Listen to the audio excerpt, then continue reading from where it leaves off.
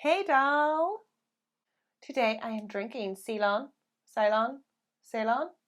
tea. I got this in the Asian store in Belfast. It was giving me such Hong Kong vibes. I used to drink this in Hong Kong. Although I used to like mix it with water because it's very sweet. Or loads of ice. Yeah, nice. And I am still knitting. I swear my mother did not help me. She is so fast at knitting. I was just like, Mommy, do you want to like do a few lines of this for me? Do a few lines. But I was like, yeah, you want to like do a few lines of knitting for me?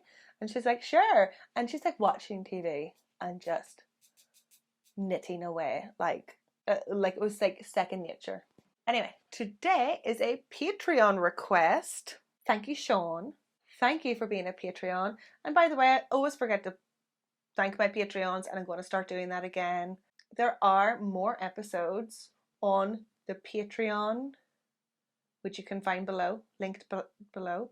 There are more episodes there, and if you want to support the show and help me grow, become a Patreon, and you can get your own special episode. Okay, so let's just get into it. Do you have anything to say? No? Well, I can't hear you, so.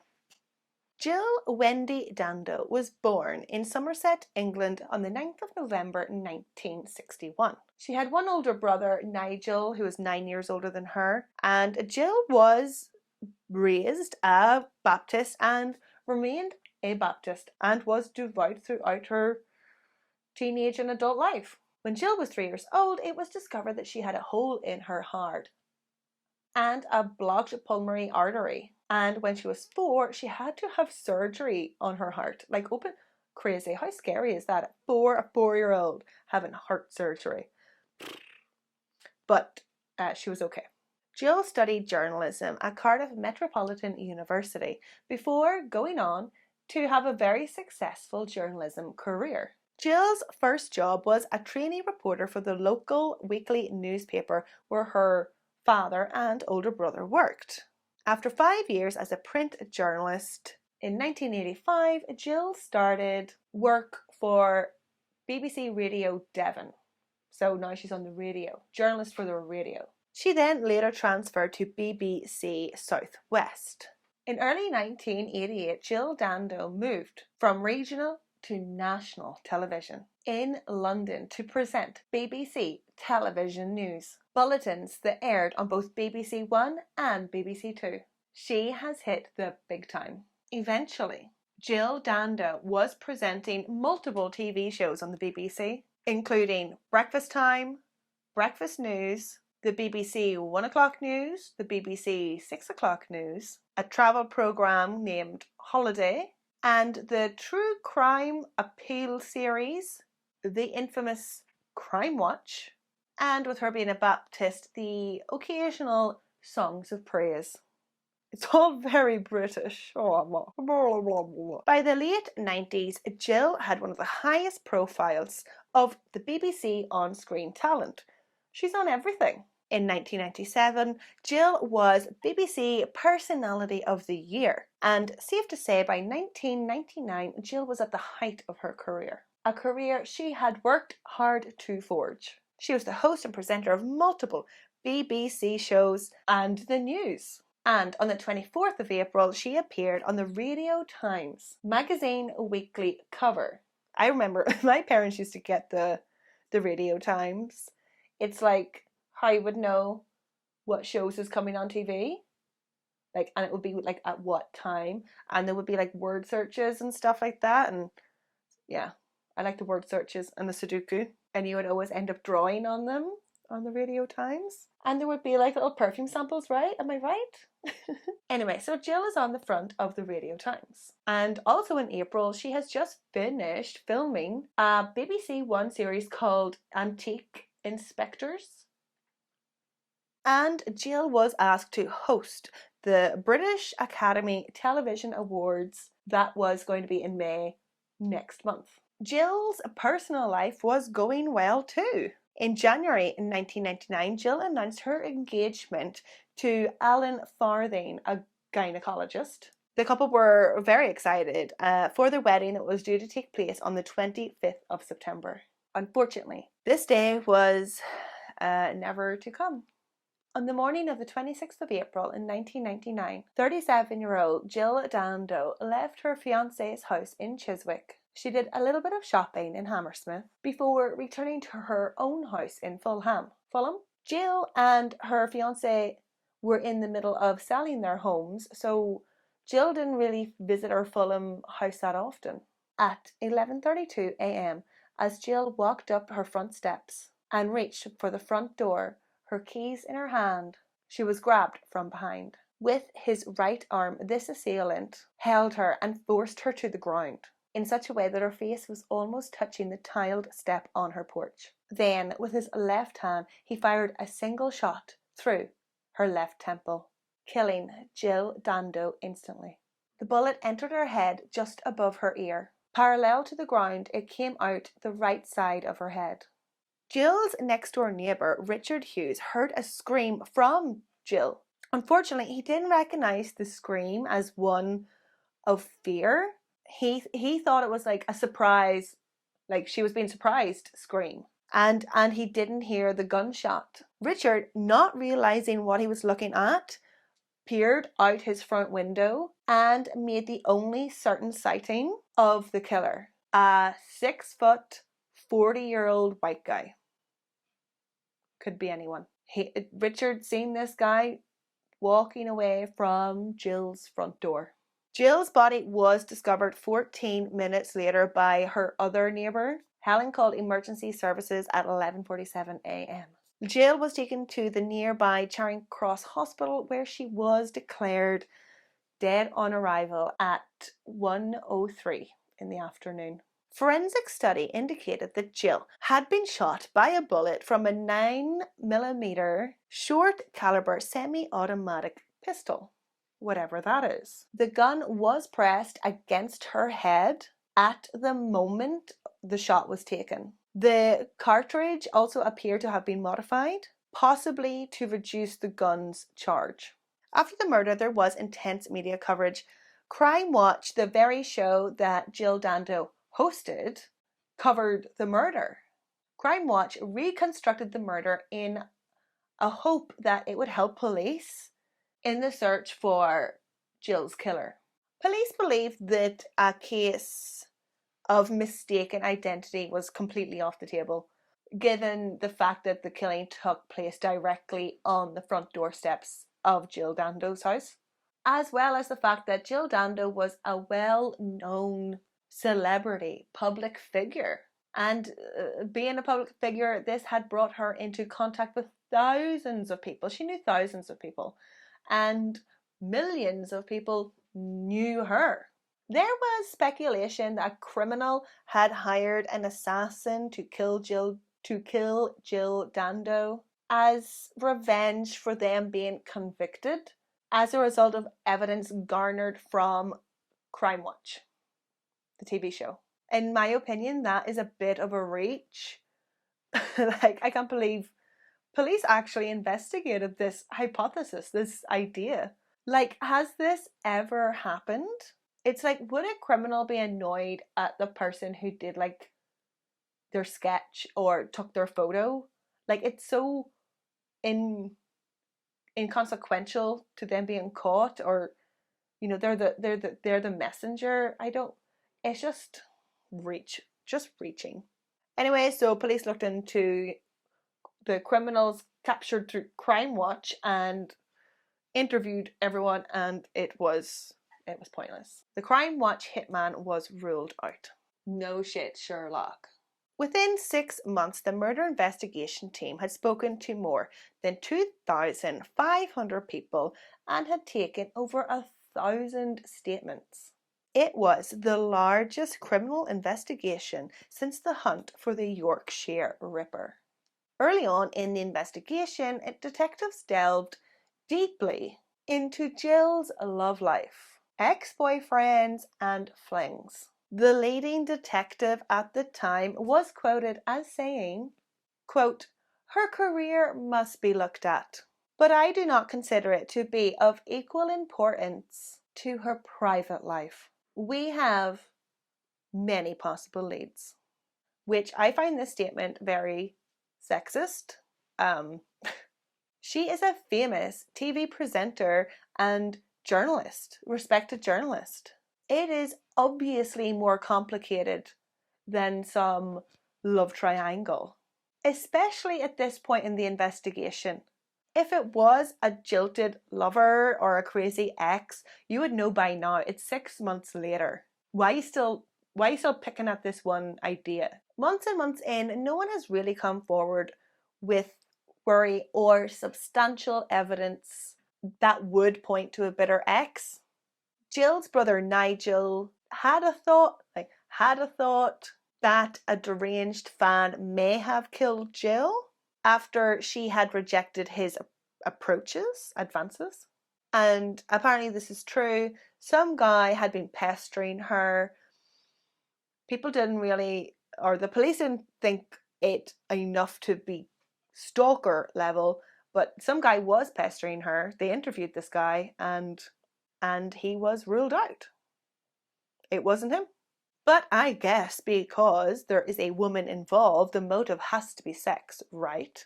Police thought that perhaps the provocative Radio Times cover shoot, where Jill was clad in leather, drove some crazed fan over the edge. So I looked up this Radio Times cover and I found it. And dude, this is it.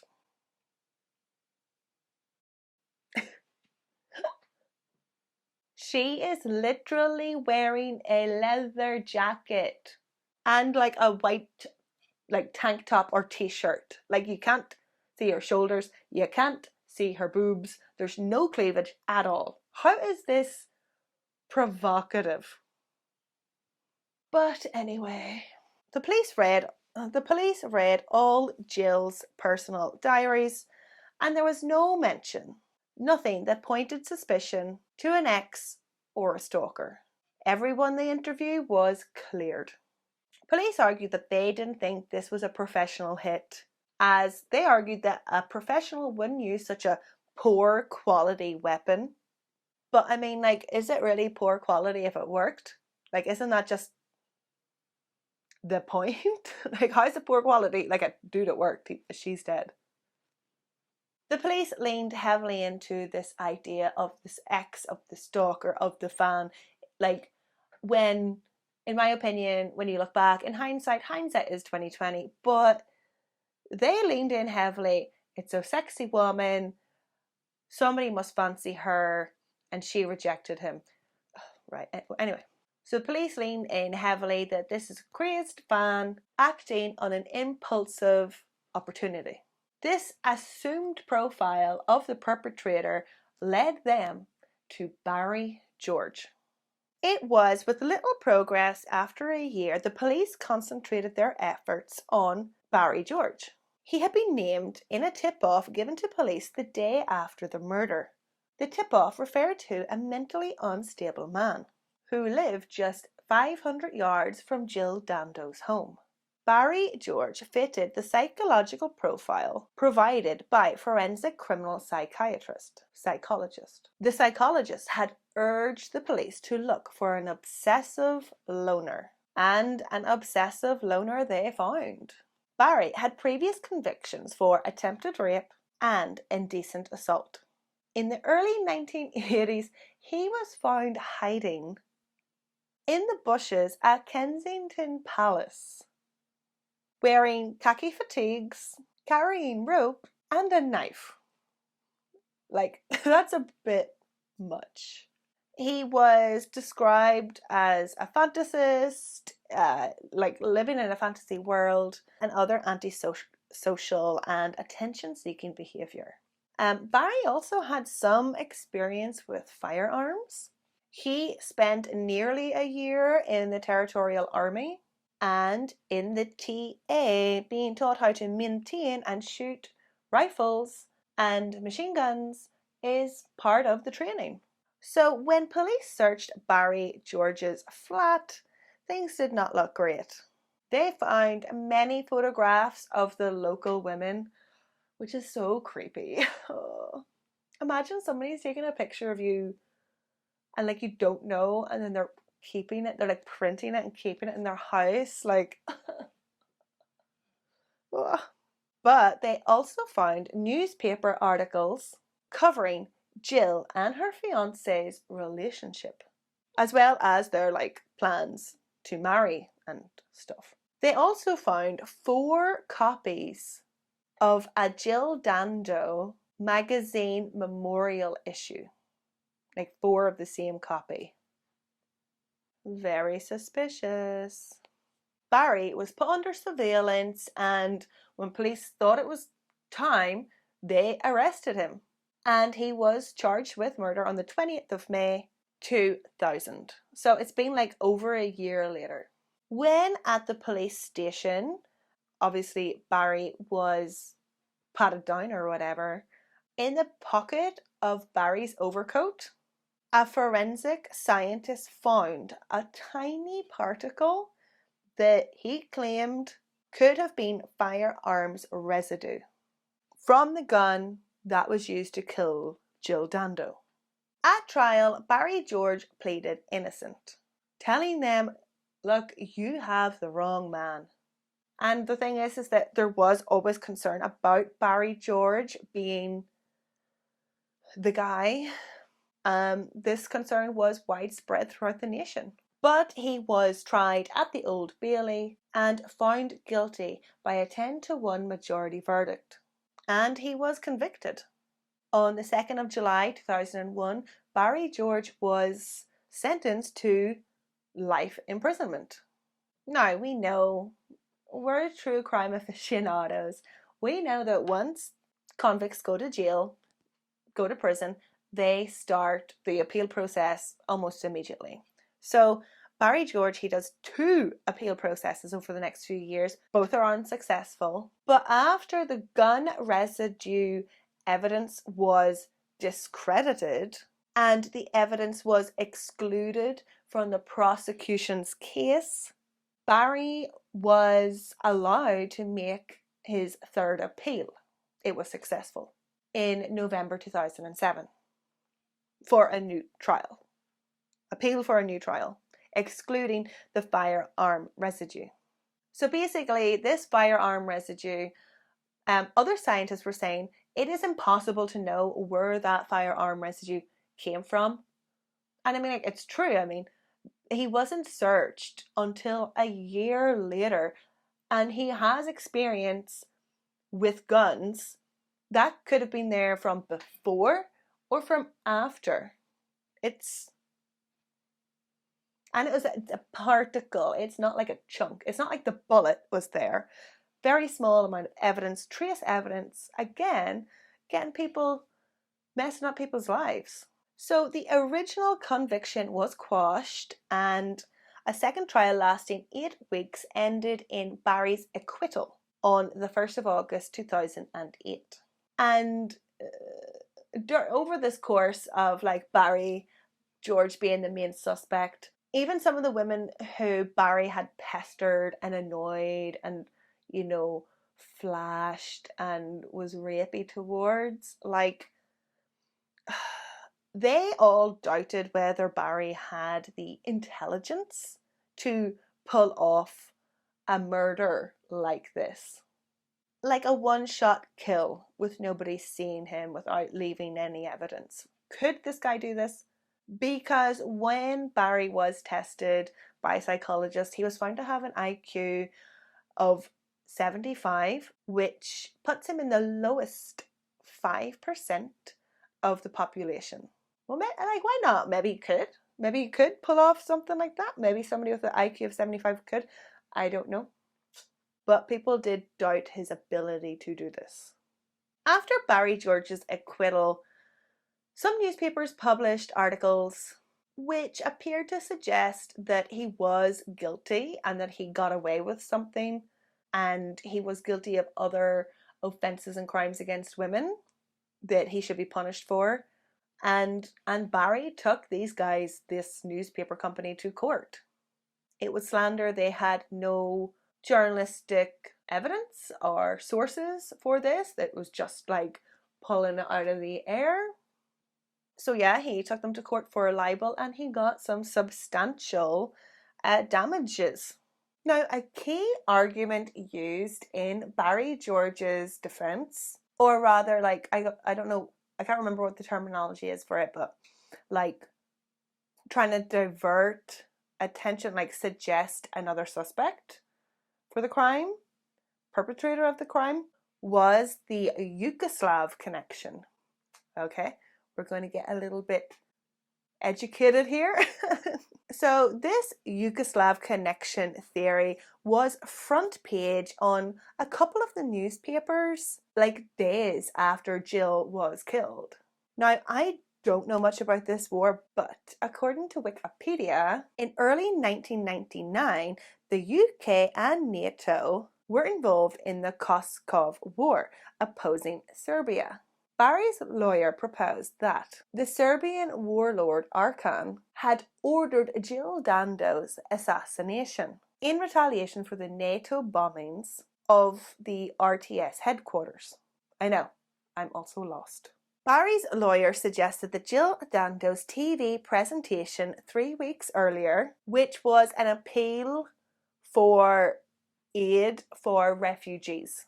So this appeal for the refugees fleeing may have attracted the attention of the Bosnian Serb hardliners. Jill's appeal managed to raise £1 million in just 24 hours for those fleeing the latest round of ethnic cleansing in the Balkans. This is crazy. Like, I don't know, like, I did not learn any of this in history. Nobody told me about this. I'm sorry, I don't know it. See, now this is quite big, so listen. Immediately after Jill Dando's murder, a number of telephone calls were made to the BBC and other media outlets, claiming responsibility for the killing on behalf of Serb groups. These calls stated or confirmed that the murder was revenge for the NATO bombings. A man with an Eastern European accent said on the phone to the director of the BBC, "Your Prime Minister Blair butchered innocent young people. We butcher back." The callers threatened further killings. It is unknown if these calls were credible. Like, there's no way. Maybe they were prank. How do you find out? How do you know? As you can see, again, we are back to the hitman theory. You know, that Jill Dando was taken out as like an example, you know, like a threat. We will kill one of your most loved journalists if you don't back off. So they hired a hitman to kill her.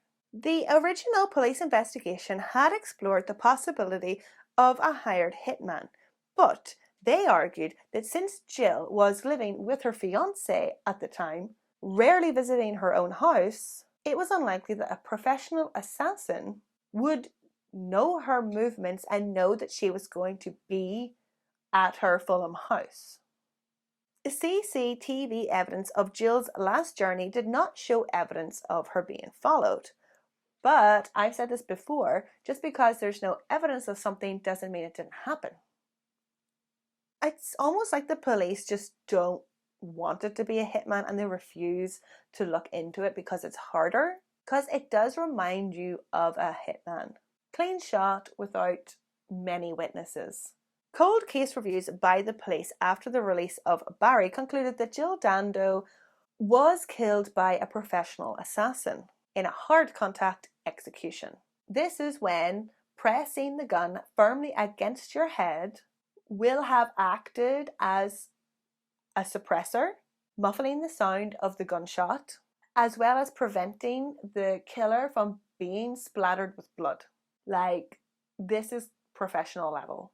So basically, the Serbian hitman theory was the cornerstone of the original 2001 defense trial for Barry George. But very little has been done about this since. And it's been like, what, over 20 years? But in 2019, the British National Crime Intelligence Service produced a report. It highlighted the possible connection between the bullet used to kill Jill Dando and the bullets used in assassinations in Germany. See, at the time, another opposing journalist was assassinated outside his home in Belgrade. This was literally a few days before Jill Dando's murder. Another journalist was murdered. And the cops in England are like, oh no, it must be a crazy ex-boyfriend. The method that this reporter, this journalist in Germany, he was killed in the exact same way as Jill Dando. And also in 2019, 4 men of the Serbian Secret Service were convicted of this murder. So this is now the leading and most agreed upon theory that Jill Dando was murdered for speaking out against the war. And so hopefully it will be solved. It could be solved, maybe. If it is this Arkan warlord, he has died since. But there might be other people who know, who knows, maybe. Watch this space. Now, I thought I may as well throw out a few of the other theories that are scattered around the internet and since the 90s. And these theories were also investigated by police over the past 20 odd years. So following the Jimmy Savile sex abuse scandal, there was a claim that Jill Dando had investigated a paedophile ring during the mid-1990s. It is rumoured that she presented her findings, like a report, to the BBC management. And it is thought that perhaps this provoked a revenge attack on Jill. They wanted her out of the way, like she knew too much. Of course, the BBC denies this ever happening, no report, Jill Dando investigating. But didn't they also deny that Jimmy Savile was a paedophile? So I just wanted to end on Jill Dando. Jill was universally described as a genuinely warm, kind, and generous woman. She was likeable and popular with her fellow colleagues and the public at large. Jill was described as easy to work with and had none of the pretensions that are sometimes associated with those who achieve fame. She was still very down to earth. And hopefully one day, because she does deserve it, her case will be solved. Again, a huge thank you to my new Patreon, Sean, for requesting this case. It's quite a twisted little case. Like, there's a lot. Celebrities, Bosnian assassins, TAs with low IQ, like, oh, wrong man, appeals, gunshots, old guns, bad police work. What a lot. Anyway, subscribe and slan.